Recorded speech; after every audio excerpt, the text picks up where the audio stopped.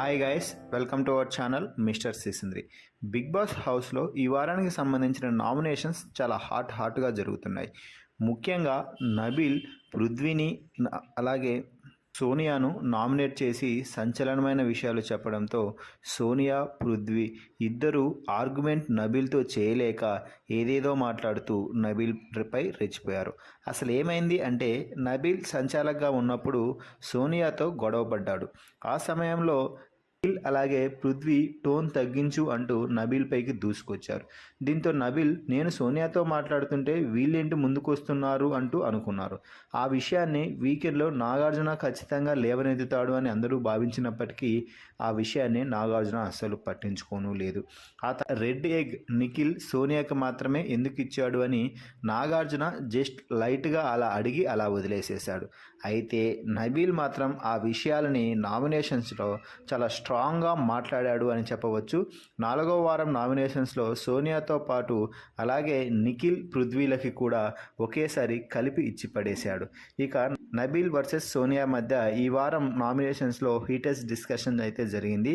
సోనియా ఆట ఆడటం మానేసి తన ఇద్దరు బాడీగార్డ్ సాయంతో ఆటలో ఏ విధంగా లాక్కొస్తుందో చెప్తూ సోనియాను ఆడుకున్నాడు నబీల్. ఈ తర్వాత పృథ్వీని నామినేట్ చేసేటప్పుడు కూడా మధ్యలోకి సోనియా దూరడంతో అందరి నామినేషన్స్లోనూ వేలు పెడతావు, నువ్వు మాత్రం కుక్కర్ విజిల్స్ రాలేదని తుప్పాస్ రీజన్లకు నామినేట్ చేస్తావని ఇచ్చిపడేశాడు నబీల్.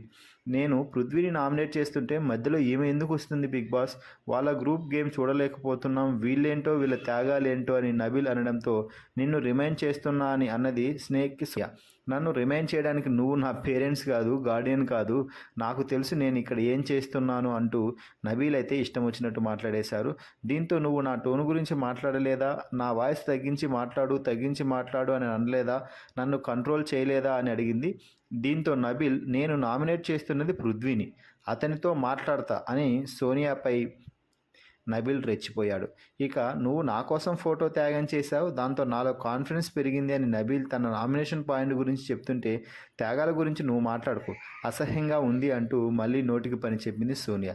అయితే మిగిలిన వాళ్ళు నామినేట్ చేస్తుంటే మధ్యలో ఎవరైనా మాట్లాడితే చీఫ్గా ఉన్న నిఖిల్ అభ్యంతరం చెప్పేవాడు.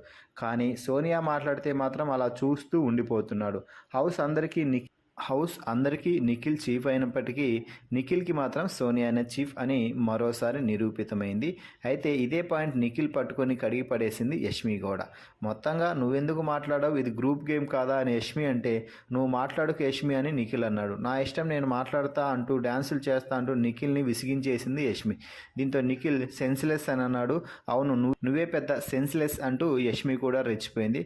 మొత్తంగా నబీల్ పృథ్వీని నామినేట్ చేస్తే తన పాయింట్ చెప్తుంటే డిఫెండ్ చేసినప్పుడు వింటావా వినవా అని ముందే అడిగేశాడు పృథ్వీ. దాంతో నబీల్, నువ్వు మంచిగా మాట్లాడతావు, నేను వినేటట్టు మాట్లాడితే వింటా అని అన్నాడు నబీల్. దీంతో మొత్తంగా ఈ వారం అయితే నబీల్ పృథ్వీ, సోనియా, నిఖిల్కి ముగ్గురికి కలిపి ఇచ్చి పడేశాడని చెప్పవచ్చు. ఈ నామినేషన్స్ ఎపిసోడ్పై మీ అభిప్రాయాన్ని కామెంట్స్ రూపంలో తెలపండి. అలాగే మన ఛానల్ని సబ్స్క్రైబ్ చేయండి.